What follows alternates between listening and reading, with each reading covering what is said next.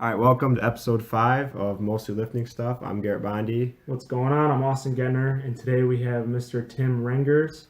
He's a health science major, senior year of pre-med. He'll be applying for med school the summer of 19. Tim's gym background, he's into Olympic lifting, and fun fact, was also a once upon a time drummer for the band Fireworks. Tours and shows, the whole 9 yards, so a true celebrity. But thanks for being here, Tim. Hello, nice to be here. Yeah, thank you. Thank you for coming out. And I know I wanted to start with just how long have you been lifting? Just give us a little general background. Okay, so like you mentioned, I was in a band. We were on Warped Tour, and me and our keyboard player, we had started working out for like the year prior to Warped Tour. So we had to like go to the gym and do bench press curls and run on the treadmill, all like things your normal person who never really been in the gym or has no experience does. And then that summer, our friend's band, 4 Years Strong, they brought a trainer out with them, and the trainer was a CrossFit trainer, and we had heard about it. Like, oh, CrossFit, this is wild. Let's check it out. Ended up doing one of the workouts and loved it, and we're like, okay, this is pretty cool. So we spent the whole summer pretty much just like, we'd all roll up in the buses. Brad, the trainer, would like find some weird place for us to do a workout. If there was like a hill, we'd be doing like hill sprints or like throwing a ball up, just like weird stuff. We found picnic tables one time and used them as like squat racks. Just it was wild. But that whole summer doing that, and then we got back home in like mid-August, and as soon as I got home, I found a CrossFit gym. Worked out there for about, I don't know, maybe like a year or two. And in the first like 6 months of even working out there, it's when I was like, I should probably get better at Olympic lifting. I am terrible at this. At that time, I probably weighed like 120 pounds. So I was real skinny. I was very stiff and inflexible. So all the coaches at that gym were like, you should find a coach for weightlifting. You're going to hurt yourself. Is that your job? So then I found a coach in Livonia. His name's Bud Charniga. And my first experience in his house was wild. It was basically like him and his daughter just making fun of CrossFit for a good hour while I just sat there like, this is super awkward. What am I doing here? Did they know like that was your background? Yeah. So they were making fun of it to you. Yeah, they were making fun of man. it to me. So they came there like, what do you do, CrossFit? I'm like, yeah. I was like, CrossFit's the worst. Instead of going off about CrossFit, I'm like, okay. Exactly what you wanted to hear. Exactly. And at the end of it, Bud was like, come by tomorrow. I'm like, after all that, you expect me to come by? Why would I do that? That sounds terrible. But I did. I don't know why. I came by the next day, and I remember my best snatch at the time was probably like, maybe like 55 kilos, which is like maybe 125 pounds. So I snatched about 55, and that was my best. So that was like on the best day, I would hit that. And his daughter, who weighed maybe about the same as me, she snatched, I think, 85 kilograms, which is like 187 pounds. Explain a snatch real quick, just for everyone who. Oh yeah, doesn't know. so if you don't know the Olympic lifts, weightlifting or Olympic weightlifting is like what's in the Olympics. It's two movements. Snatch, the bar starts on the ground, your hands are usually a little bit wider, and you stand up and you finish when the bar is completely overhead. So it's all one smooth, fast movement. And then clean and jerk is the other movement, or movements, and it's like two parts. So you got to clean, you get the butt of your chest, and then you have jerk, chest overhead. Okay. Yeah. Snatch is like the more technical of the two. Got it. Yeah, jerk's more of like the strength lift. Okay. So how long have you been doing Olympic lifting now? So that was like the beginning of 2013. So whatever year it is now, is it 5 years? Too long for as bad at weightlifting as I am. Yeah. So since then. Yeah, I was gonna ask because Olympic lifting is kind of different because you think about people's motivation for getting into like different types of lifting. Mm-hmm.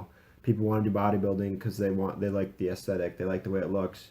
People want to do like a powerlifting because they want to be like really strong. So what kind of is that pull towards Olympic lifting? Is it kind of like the combination with like the technique or? Yeah, I don't know. It's weightlifting attracts a very wide range of people. It's weird. You get people who transition from powerlifting, so they had that background where it was just about getting as strong as possible, and it's still a strength sport, but it's weird because it's an Olympic sport, right? So for everyone who does it, no matter how amateur you are, that is like the dream. The dream is go to the Olympics. There's actually a girl who goes to Oakland named Kate Vibert. That's her dream. So she's like an Olympic hopeful. She won the nationals last year across all weight classes. So she's very good. And that's like someone like her motivation, like go to the games. Okay. So like me, I was like, I'm old. I'm not going to the games. Like that's not gonna happen. I'm not built for the sport. It was just something that was so challenging. It was so non-intuitive. Some people they just pick up a barbell and it like clicks, and that was just not me. It took me forever to even figure out the movements, or even to like get into position physically to do the movements. So I think for me it was just like this thing beats me up all the time. It's really challenging, and I want to get better at it just because of it. And I don't compete anymore, but it's like still what I do, just because it feels like home. You know what I mean? Yeah. Yeah. There's probably you probably reach a point where you're advanced at the lifts, but you still feel like you have room to improve though too, right? So 'Cause, I mean, yeah. technique wise, you could always. Absolutely. So it's one of those weird sports where you can never be good enough. So it's a weird sport to do because you're always chasing something that's not possible because you always want to chase that perfect lift, right? You watch the people who compete at the games. So this week, actually, the World Championships is going on, and these are the top lifters in the world. They just reshuffled the weight classes, so now at this World Championships, every session they're just like world record, world record, world record. And these people who set these world records, they just broke the new world standard, and they're still not happy. Right? They're still going to go back to the training hall to try to beat their own world records. Some weight classes, it's not even like about competing with other guys in your weight class. It's just about beating your own world record. And it's weird to think that these people who have done this thing for so long are still refining their movement. It's a big part of it at that point is just getting as strong as possible, because you have the technique. It should be somewhat automatic, right? It's like back of your brain, but at that point it's just how strong can it be and how much can that strength carry over to technique. It's weird to find a balance of it all. Yeah, I've tried getting more into doing like cleans, Mhm. and it's frustrating for me to go from, I'm deadlifting and you're moving a bunch of weight, and then it's like, all right, now let's work on doing some cleans, and it's like, with proper technique, I should be like just like sticking with the bar, to try to develop the form, but it's like, it's frustrating. She's like, I just want to put some weight on, like, Yeah, for sure. You just want to throw it around a little bit, yeah. Yeah. I mean, because it's fun. It's like fun throwing the weight around, and it's really frustrating when you first start off, because it's like you'll like do it, and you finally get one that feels good, and then either you have a coach or you look at a video and you're like, oh, that's not it at all. Everything that you work towards, and then all of a sudden you just Yeah. got to tear it apart. Yeah, it's a frustrating sport, and it's kind of how it goes. Like you see these improvements, you suddenly have this like light bulb moment, and then you think everything's gonna change, and you apply that light bulb moment, and stuff maybe get better, but then like a couple months down the road, you have another light bulb moment. It's just like always finding the new pieces, and then like I was saying before, like finding the balance of doing the strength work, but still having the energy to do the classic lifts, to do the movements you have to do in competition, and like finding that balance. That for me, it's always been the hardest thing, finding the balance between those two things.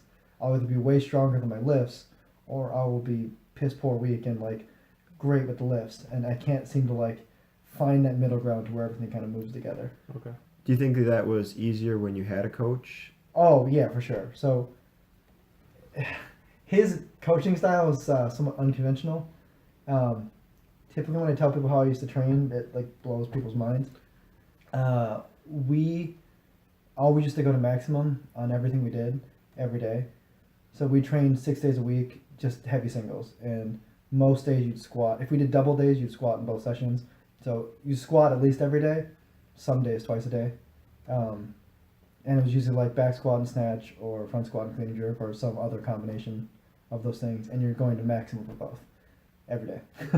Yikes. That's rough. Yeah, that's Yeah. hard. I'd say it wasn't like a true max because he was there. So if like I hit a lift and it was like a little wobbly, he would say, okay, take 5 off and like work back up. Say 5 off, work back up. If it's still wobbly, he's like, call it and go move on to squats. Okay.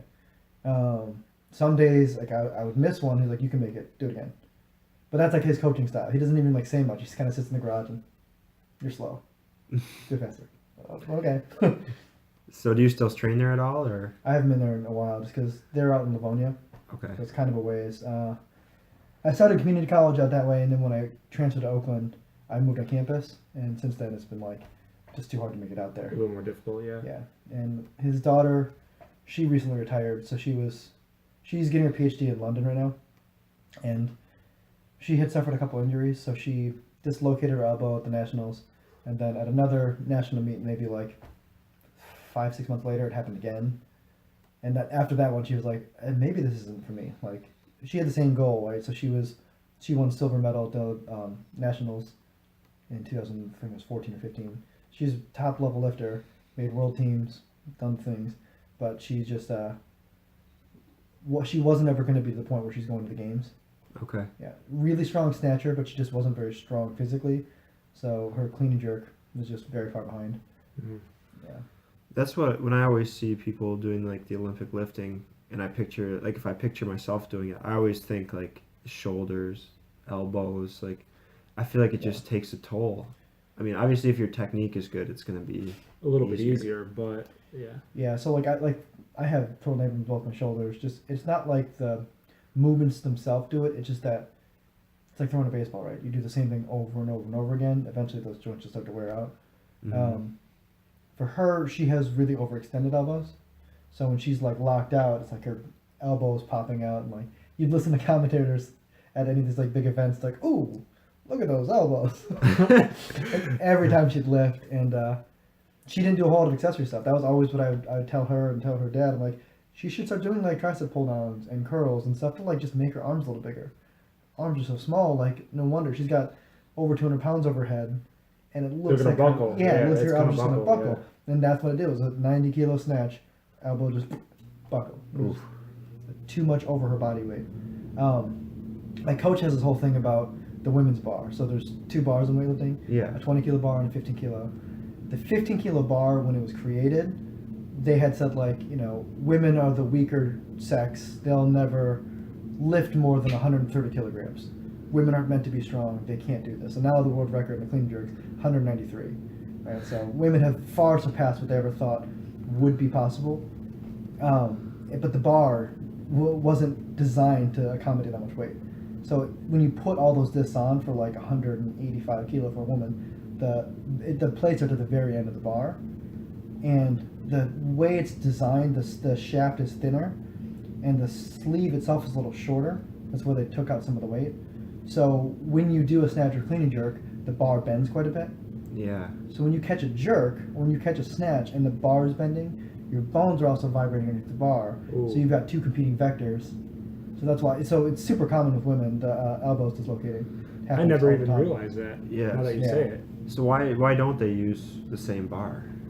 It's for smaller size women. So they just reshuffled the weight classes. It used to be a 48 kilo weight class, which is about a 103 pound woman. Now they have an even smaller class called 45 kilograms. So just the size hand of a person who's that small isn't really big enough to grip around a 28 millimeter bar. So Mhm. there's 25 in the shaft. So just a little bit smaller to accommodate smaller hands. That's been my coach's argument too. He's like, why doesn't a woman choose a men's bar? Like, why don't they choose a 20 kilo bar? Most women, even if they're smaller, can still grab it. Okay. It might exclude a handful of people or make it more difficult to lift heavier weights because the shaft diameter matters as far as like grip strength goes. But yeah, just from like a safety standpoint, you're not really like looking out for your athletes. They talk so much about like drugs and all this stuff, like no drugs, looking out for athletes. But their barbell is inherently designed to The like one thing that you hurt use people. in every lift, yeah. Exactly.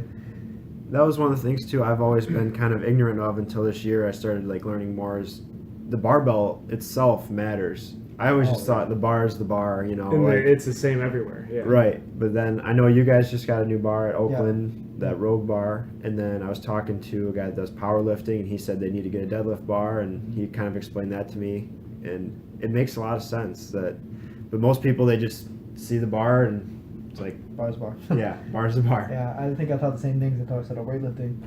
Yeah, I'm not a power lifter, but in powerlifting especially, they've got so many different types of bars. It's like a thing for everything you could possibly think of.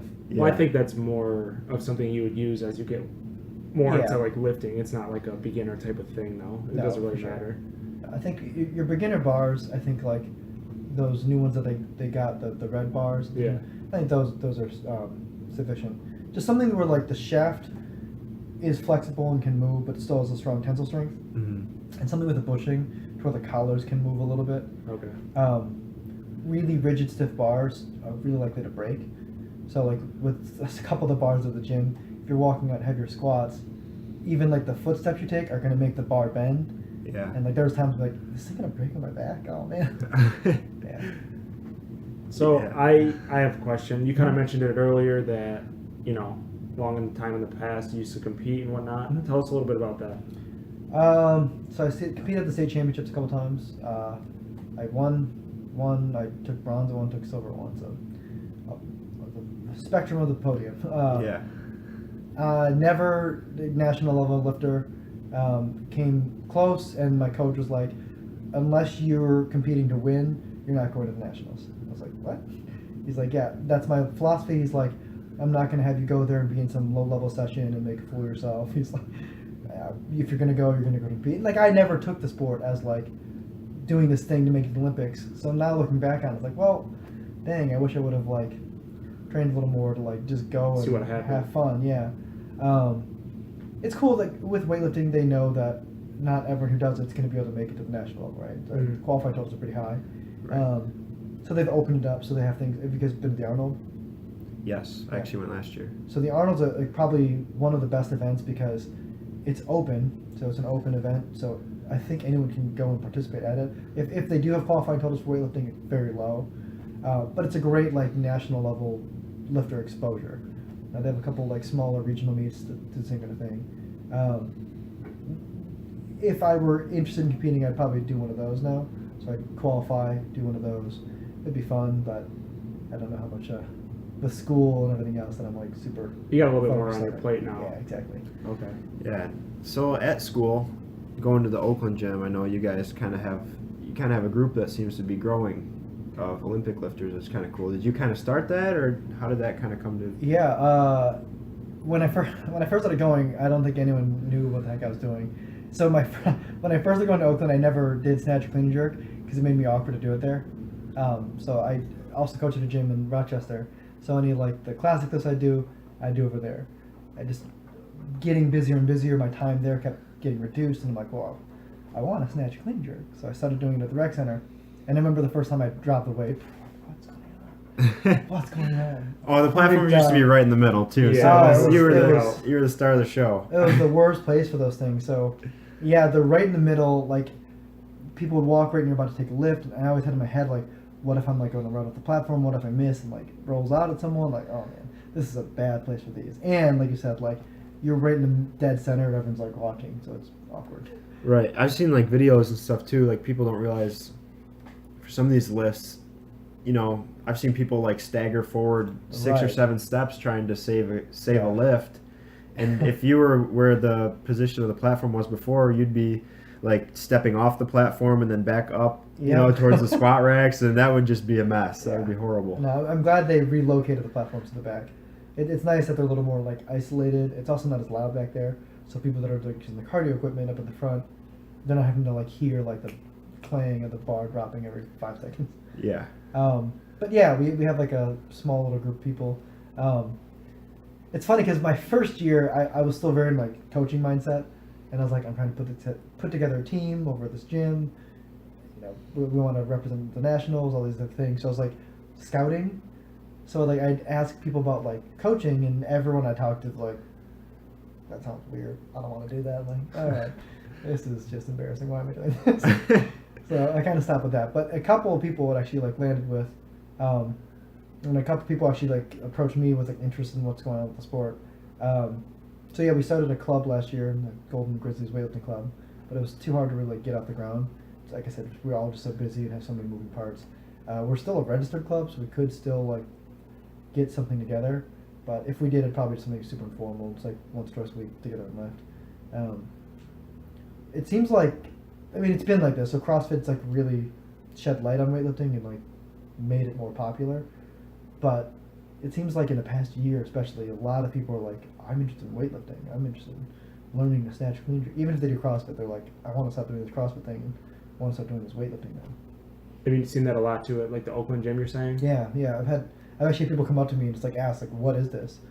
I wouldn't want to do this. I'm like, oh, cool. I'm a coach, so I can teach you. Yeah, it's been interesting because it's shifted a lot from when I first started going. Yeah. It seemed like it was like completely foreign and no one knew what was going on. Now it's like, oh, Olympic lifting. Wow, I'm impressed you even know that term. This is cool. Yeah, and that's definitely a trend like I've seen there just with like different ways of doing things in general because like Yeah. I've had stuff that I found online that I've like had never seen anyone do at the gym before and like you do it a few times and then you're in the gym a couple weeks later and somebody else is doing like Yep. that same movement and it just kind of people see something and they want to see how They're it works for curious, them yeah. and Yeah. Mhm. just It kind of snowballs. You know what I saw a lot of last year, and it's Zercher squats. There's like, it was like for a 2-month period, there was a wave of people doing Zerchers, and I hadn't seen someone do a Zercher in like a very long time. It's when you hold the bar in the ditches of your yeah. elbow, yeah. and you squat down. It's like uncomfortable actually having the bar like sitting in your arms like that. But this guy Ed Zercher developed it when he was in prison because he couldn't squat out of a rack, so he just hang on to something like that and squat down. I mean, it's weird that there was just like this brief wave of popularity, and every time I saw someone do it, I'm like, what's going on? Why are you doing that squat? It's so weird. You have a rack. Yeah, you have a rack. You can also just front squat. It does the same exact like muscle groups. There's And you like, don't have to kill your elbows. yeah, That man, just it sounds hurts awful. so much, especially if you're like a wider person. Like that, you have to put your ditch into like the knurling of the bar. Yeah. That's so uncomfortable. I was gonna say I've heard that somewhere, but I was kind of lost when you're talking about Zercher squats. But I guess I've seen people do deadlift that The way. Zercher deadlift, that's another one too. That's more of just Pick like it up off the ground. yeah, that's like a video for Instagram type of lift. I think. Yeah, I mean, yeah, I agree. It's not like a thing you actually do for training. Is the same thing with off the ground? Yeah, you like bend over. Ooh, yikes. Yeah. I And- think I saw like Bradley Martin or someone like that do it. Oh, Like, yeah. You know, like 500 pounds or something, just Yeah. for. Just for just for Yeah. show. Yeah, that's. So have you like trained with Kate? Because I've seen Kate. Yeah. I've seen her videos and stuff, and she's nuts. She's like crazy. Yeah, she's very good. So Kate, I met at the gym I coach at. She actually has taken over like my coaching duties. Her and another national level lifter, Isaac. They're both, well, I guess either of them are juniors anymore, but they younger lifters. And when I started running out of time, I just talked to Isaac. Like, hey, can you put together a club? Like, I can't make it anymore. He's like, yeah, it's fine. So him and Kate took over. But me and Kate used to train over there. She still works out there like a couple times a week, but she trains mostly in her basement. So she Okay. has a full setup in her basement. She's really good, and like has gotten as good as she is very quickly. So there's people in the sport that have been doing it for 15, 20 years. People her age even that have been doing it for 10 plus, like very long time. This is like her 3rd year lifting. Wow. She went to the junior world championships. She took a silver medal, snatched 100, clean and jerked 125, I think. So she's lifting good weights. The girl in her weight class, there's like a bit of like animosity between the two of them right now. Okay. But it's a girl in her weight class. She, at this recent world championship, senior world championships, she snatched 105 and clean and jerked 133. These are big numbers. She took a bronze in the clean and jerk. Kate, in training, recently snatched that same weight, 105, and then cleaned 132 off the blocks. So she's like right there with this girl. This girl's been lifting a couple years longer. This other girl's also like a weird freak who hasn't been lifting that long for how good she is. Just picked it up and it clicked. Yeah, there's some people where just like Yeah. it clicks right away and they just, it's intuitive and they move with the bar well. And, Kate, both these people actually have gymnastics backgrounds. I think that makes a huge difference. Okay. Just knowing how to like move your body through space and like having flexibility and being strong. Yeah, that helps. Is there like a typical age where people peak in weightlifting? Because it seems like you'd have to hit a point where your technique is good and also like your strength, and I feel like that takes time. But For sure. I feel like your technique will keep improving while your strength will start to decline, eventually, right? Well, so different countries have different philosophies about it. So there's some countries, like European countries, I know in Spain, this is how they train. They don't actually, the older you get, the less often you go to maximum. So you're actually not focusing on getting much stronger at all. But in China, they're the opposite. As you get older, you have to be stronger to support more load because your bones aren't going to be able to handle as much load. So in China, some of their older members of their team, are squatting well into the 300s on a regular basis, which is like over 660 pounds, which for weightlifters is a lot of weight. It's not a lot for powerlifting, but for weightlifters, that's like a lot of weight because you're never going to be clean and jerking that much. Right. For like ages, it's best to like introduce people to the sport or kids to the sport at like in 9 or 10. If they're interested in the sport and see it, they see like their parents doing it or watch it on TV, like watching all the games. It's like the introduction. That doesn't necessarily mean training full time and taking it super seriously. It just means like the pilot. So most youth or kids that I train, it'll be like once a week, twice a week for like 45 minutes, and it's more about just like having fun. Okay. You learn the movements. Here's how you snatch, and then let's do like box jump. So let's like have fun. You make it like a fun experience. So they look forward to going to the gym, and they associate these like positive memories with that thing. And then they'll hit high school, say they're like 13, 14 now, and they're like, I know how to do this thing. Everyone's talking about lifting weights. I know how to do it this other way. I'm going to try doing that more. Maybe it'll help me with my other sports. Maybe I play soccer or wrestle or I'm a thrower. Whatever other sports I might do, this might also help that. So then you snatch clean and jerk for sport, and then it becomes kind of this like accessory thing for sport. And then towards the end of high school, that's when it's like most people need to make up their mind whether it's like I'm going to stick with gymnastics, I'm going to stick with cheerleading, or I'm going to be a weightlifter. Because that like 16, 17 range is where you can start to be competitive. And qualifying for the youth nationals is like kind of a joke. I think their qualifying totals for all age ranges are just like your own body weight. Your total is just your body weight. Okay. So it doesn't take a lot to qualify for these things. They want kids to go and have a good time and like experience like the national stage. Right. But once you start getting into like the junior range, you're like 18, 19, 20, that's when it's like you can decide now whether or not you want to make a push and try to make it to Olympic Games or not. You have to kind of decide in that window because your cap is kind of like that mid to late 20s, right? Right. So if you want like 2 rounds to go to the Olympics, you've maybe got 2 shots. It depends on when you start weightlifting. A lot of it's timing too, right? Yeah. When you start weightlifting, they have games every 4 years. You're looking at like an 8-year span. You might be burned out by the time you're 26. So if you're 18, you need to start like committing to training or not. Like that's kind of like your turning point. So for Kate's like reached that point. She started lifting. She had decent numbers, and it was like I'm all in. This is what I'm gonna do. I want to go to the games. Done. Okay. And I think a lot of people that ends up being it. And then it's just a matter of how hard can I train and stay healthy, and win spots on teams to go to the games. That's such a different path than like the sports we grew up playing. Right. Because the sports like we grew up playing, like I played football, baseball, and basketball, and it's like when you're playing those sports, you know, if you're good in high school, like your goal is to go play in college somewhere, or, Yep. you know, like that's the goal. You're not from the time you're 18, you're not thinking, oh, like I can be an Olympian in this. Like it's such a different mindset. That is really weird It's, to think about. Yeah. It's funding.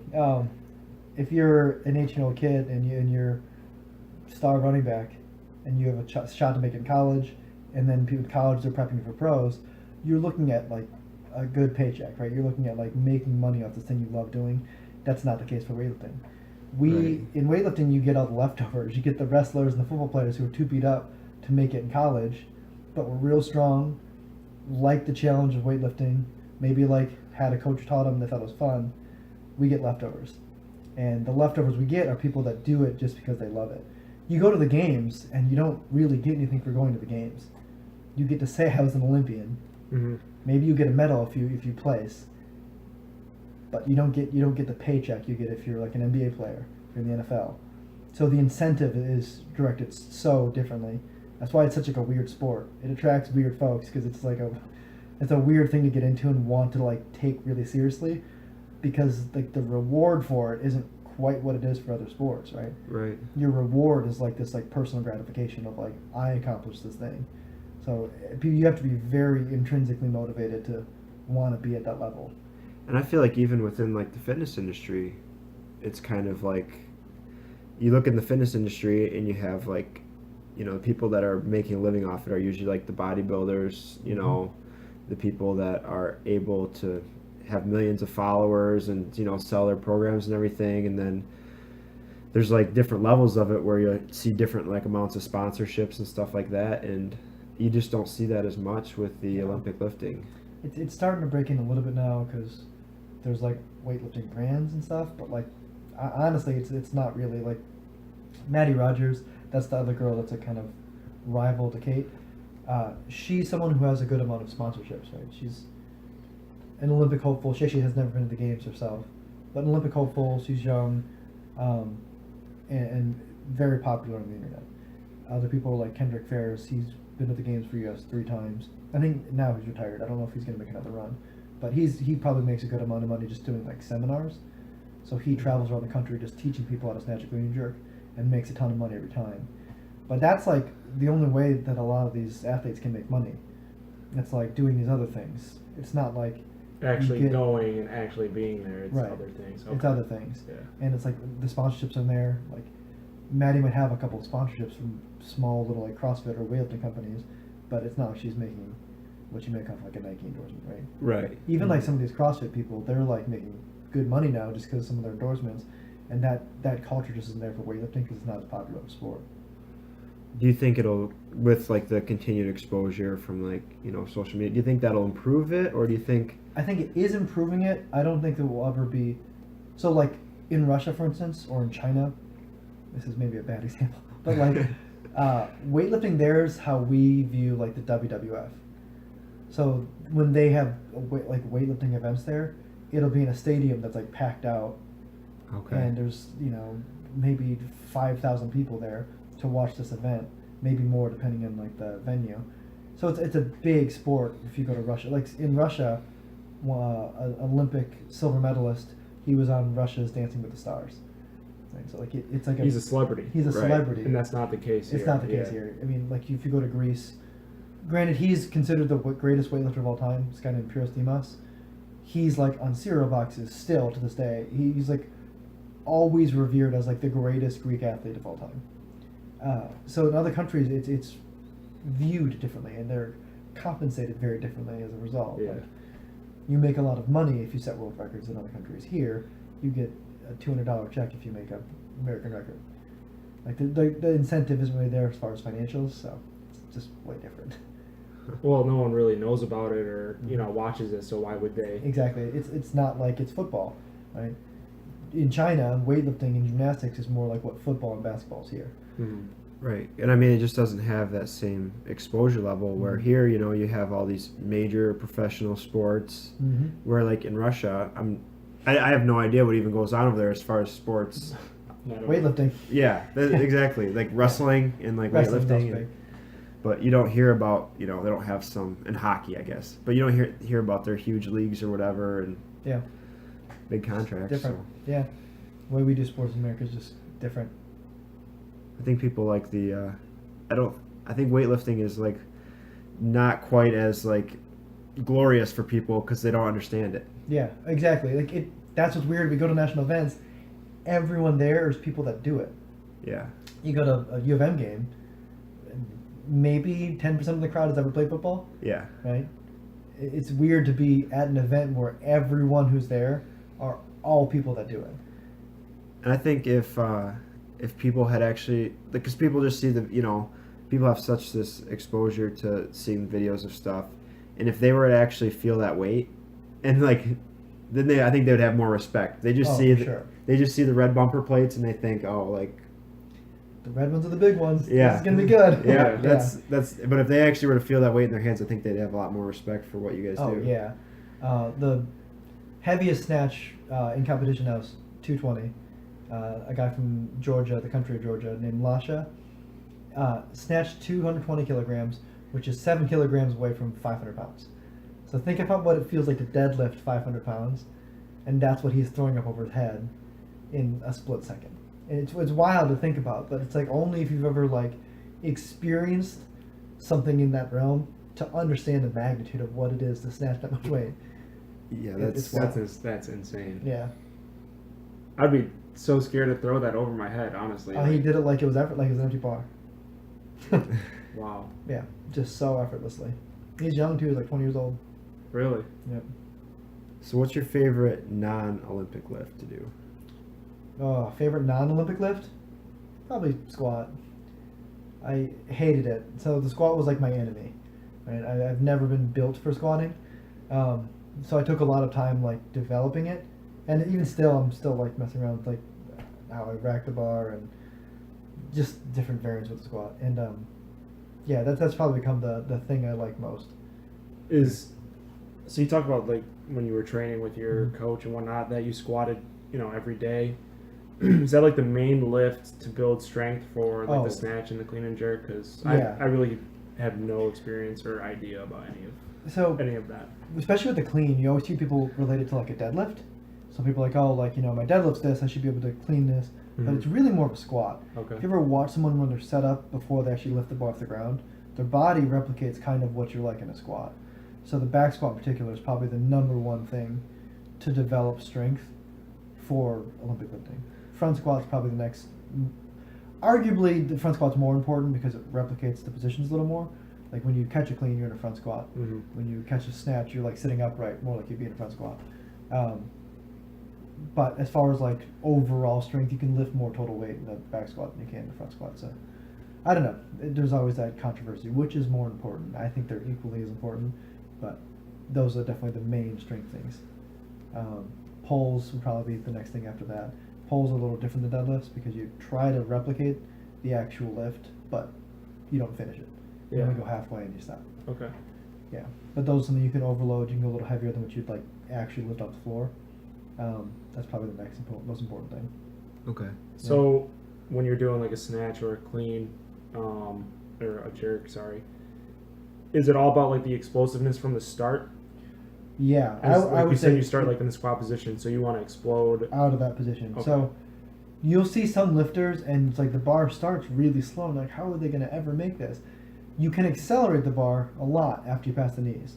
Right. So after the bar clears the knees, the way your body's like folded up, when you straighten out, you can accelerate the bar quite a bit Okay. to still make a lift.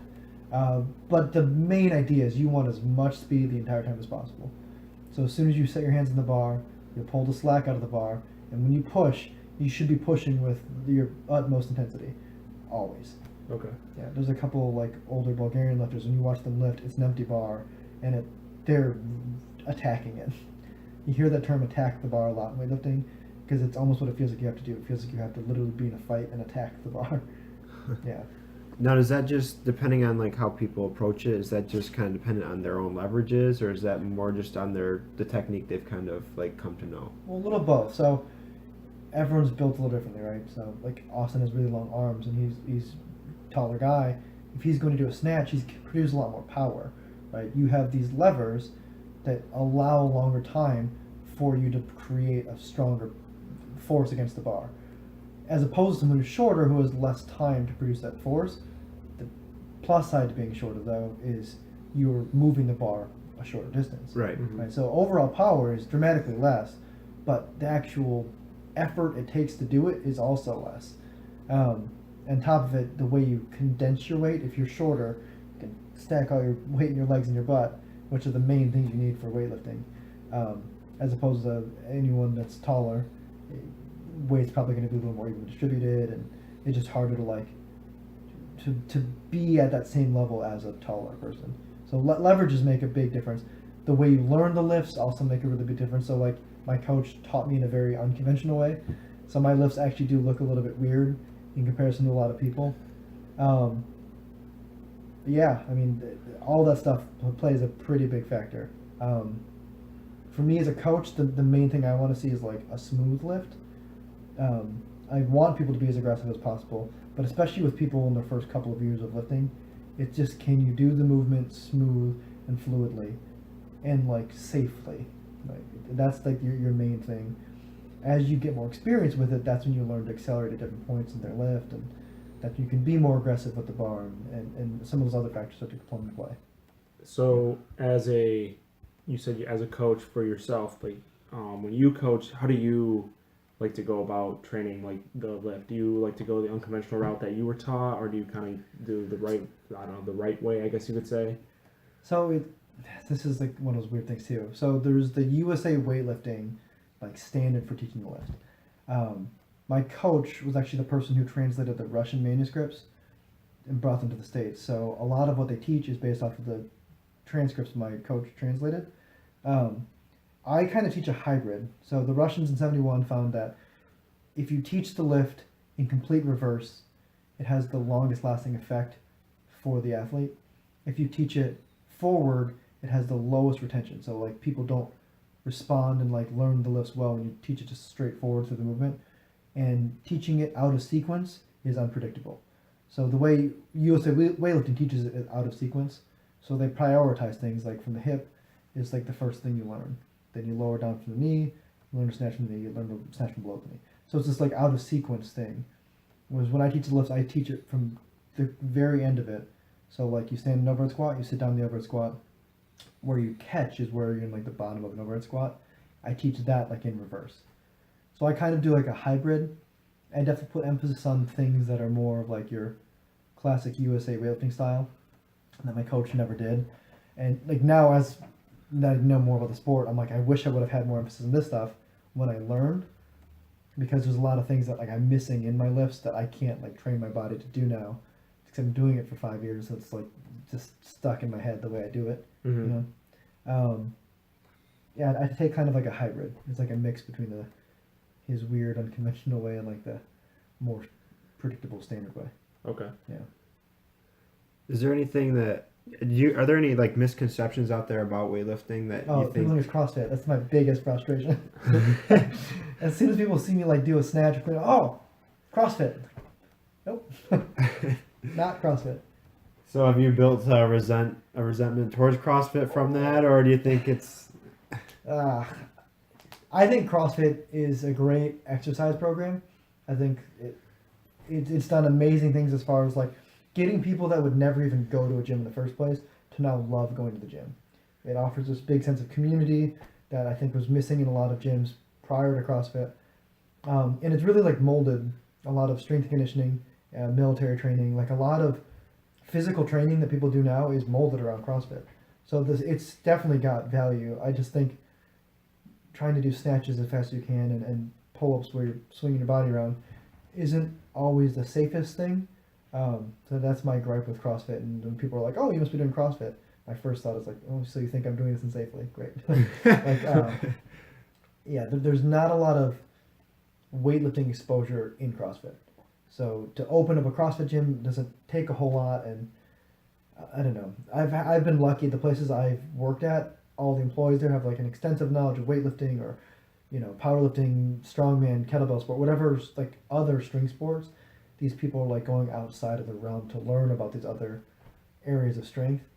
I've also been to gyms where I'm just like, what is going on right now? That's not a back squat. I don't know what's going on. That's not a back squat.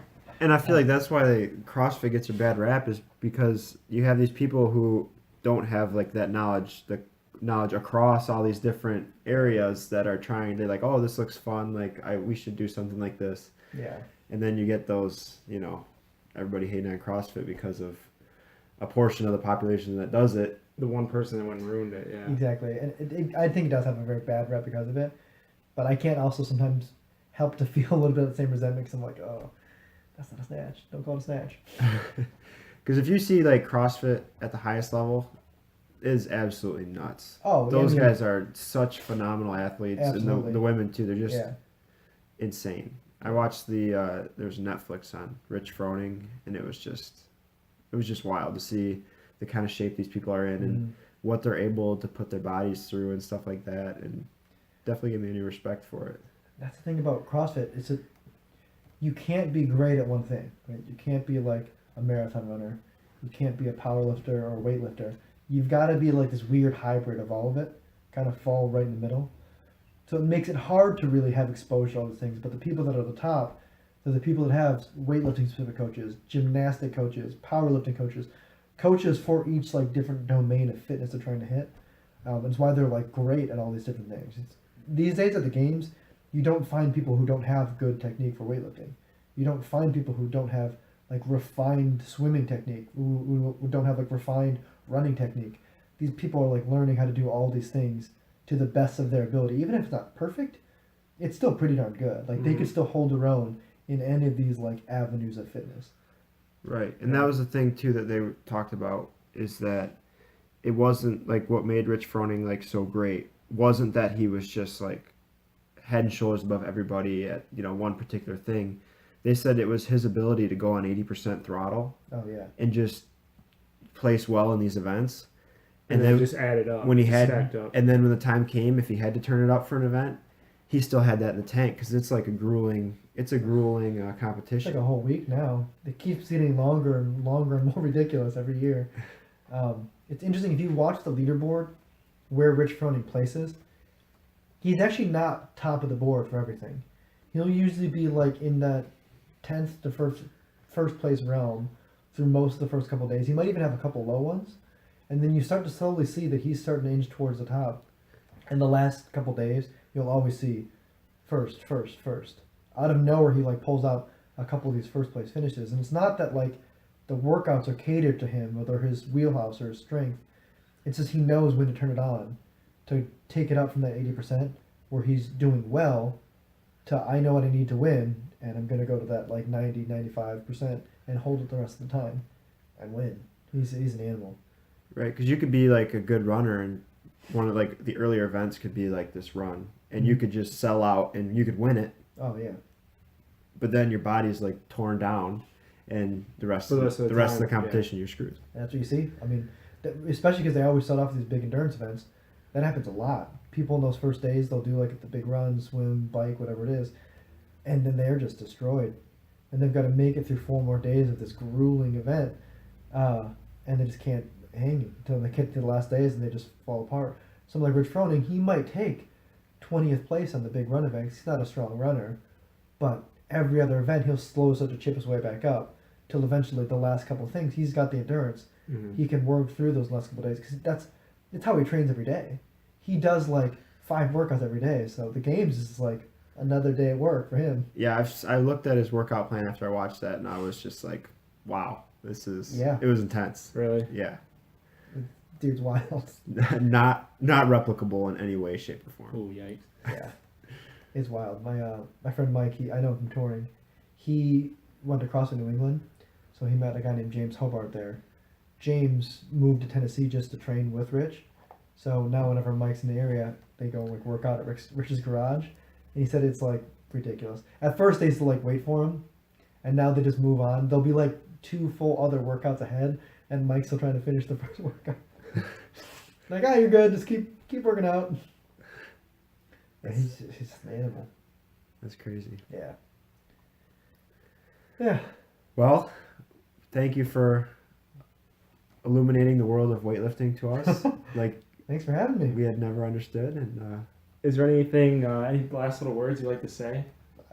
Tips, advice, anything? If anyone plans on weightlifting, find a coach to teach you. Don't just teach yourself or watch YouTube. That doesn't work. Yeah, that's probably it. I'm happy you guys had me on. yeah. Short and sweet. And go listen to Tim's band. Or Yes, fireworks. Oh, no. Fireworks. It's on Spotify. Austin showed me the other day. So He's the drummer, yeah. I am the drummer. He's Have out to here. check it Do you still drum at all? I played with this band called Empty Houses. I recorded a record with them down in Georgia a couple of years ago. That's like the only time I ever really play. Okay. Like they'll do one-off shows sometimes, and they actually have another guy who's my friend Teddy, who plays drums for them now. Just because again, time. Mm-hmm. Just the less and less time I have, the less and less social activity I get. So yeah, things like playing just kind of get pushed to the side. I got you. When did you start drumming? Oh jeez, Young, young, little that was youngster. like 20 years ago probably. Okay. Yeah. the drummers are always the jacked ones, though. You Yeah. ever watch a band? The drummers are Look at this guy, yeah. those are the jacked guys. Did you? Sorry, this is totally That's okay. off. But did you start the band with like buddies from high school? I think I asked you before, but I don't remember what you said. Well, so I knew them in high school. They didn't go to my high school. I went to school in Royal Oak, and they all went to school in Livonia. And Dave went to school up here. But yeah, we didn't go to high school together, but I knew them in school. Mhm. And they had a different band with a different drummer, and the drummer just wasn't pulling his weight. And just like, we want to try something new. Like, would you want to play with us? And I was like, sure. Why not? They'd never heard me play. I'd never heard them play besides like in like other bands they had done. I didn't know if they were any good or not, but we just thought I'd give it a shot. Ended up working out, had great chemistry, and I guess the rest is kind of history. Okay. Yeah. Very cool. You guys got 3 albums, right? 2 How albums. many do we have? 3 full lengths. Yeah, 3 full lengths, and then Okay. a couple EPs here and there. Okay. Did you enjoy doing that? Are you glad that that's something that you did? I loved writing and recording and playing, which sounds like it'd be all of it, right? But most of it is like sitting in a van, traveling from city to city, or being in an airplane and like being crammed in your seat for 13 hours. It gets pretty boring. It gets boring. Pretty old. Super boring.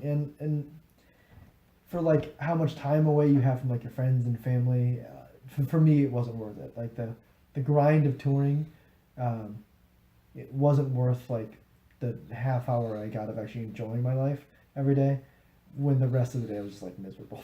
Okay. So for me, I didn't love touring, but I love playing. I love writing, recording. I wish I could do that more. I wish I could like start a new band, and, like write music and record it and do all that stuff. But again, time. Yeah. Work tour's big though. I've heard of that. I know like my fiance like used to go to that and stuff like. It's a big deal. Yeah, Warped Tour's a pretty big thing. We've done a couple pretty big festivals. We toured with some bigger bands. Did you go like international or do things like that? Yeah, went to Europe a bunch, Australia, Japan, Okay. Russia, all over. Very cool. That's awesome. Did you think that like when you were at those, different countries, did a lot of people still like know about you or like know like your music? Because I don't know, I just feel like there's like a little bit of Yeah, for sure. difference there. If we're doing a headlining tour, yeah, the most people there would be there for us because it was our tour. We did a lot of support tours, so if we were over in the UK with Newfound Glory, most people are there for Newfound Glory, right? Yeah. They're not there for us. But there might be like a couple hundred people that know who we are. They're there for us. Mhm. So those couple hundred people actually do a lot for exposure because they're having a good time and singing along. And then the other people at the show, even if they don't really like us, they'll be like, It's people still a like good this. time, yeah. I'm having fun. I'm gonna buy their record. Yeah. It happened a lot. People may not even known what we sounded like. They just saw that other people were having a good time, so they were having a good time. Yeah, I definitely think any concert I've ever gone to, I always have a few songs saved from whoever opens or Yep. one of those first couple It's acts. definitely someone like you want to go back and be like, okay, well, I'll listen to you some more, Yeah. It's weird because when we started touring, it was like a different time, right? Like it was before the internet was as popular as it is now. So when we started touring, that was the only way bands did it. Was you got in support tours and you built a name for yourself because of that. Like someone would go to the show and be like, "Oh, I kind of like this band. I'm gonna, maybe pick up an EP or pick up a record or something." And now it's shifted where people don't have to do that. They can just go on Spotify and say, "I don't know if I like this band or not. Let me find out first." Mm-hmm. And then they're like, "I'm not even gonna show up because I don't like them. I'm just gonna show up and watch the band I want to." So it's such a different climate. We have like friends bands who they became popular just because of the internet. It was before they'd ever gone on tour, and they were already selling like tons of records. I'm like, what a different time is this? Yeah. Yeah, you've been all over the place, and it's like, how can these guys Yeah, sell so easily? it's wild. We were definitely that band that would take other bands on tour to open for us, that would then in turn get bigger than us. Just because of the times. It's weird time. Yeah, I think we are. Like I said earlier about timing for weightlifting, timing for music is like even more critical. I think we happen to fall in like kind of a weird time. Yeah. If we'd been like a couple years earlier, a couple years later, I think it would have worked out a little better. But it was still fun. I can't say I'm too negative or bitter about touring and all that stuff because they're still my best friends and it's still like very fond memories of everything. we did. Okay. So you guys are still pretty close then? Oh yeah, Chris, our guitar player, is having a baby, and I just went to a diaper shower. Oh, last amazing. weekend. Oh, Yeah. nice. Very Yeah. cool. That's Or diaper awesome. party. That's what they're called. Okay. Yeah, still fun memories. Okay. Yeah. All right. Very cool. Thank you so much Well, for thank talking you. with Yeah, us. we appreciate Thanks for it. having me. All right. Thank you guys for listening. If you have any comments, feel free to leave them and subscribe. We're going to leave Tim's Instagram as well as ours in the bio, so give him a follow. Or if you're following Tim, thank you for listening. And that's it. Thank you.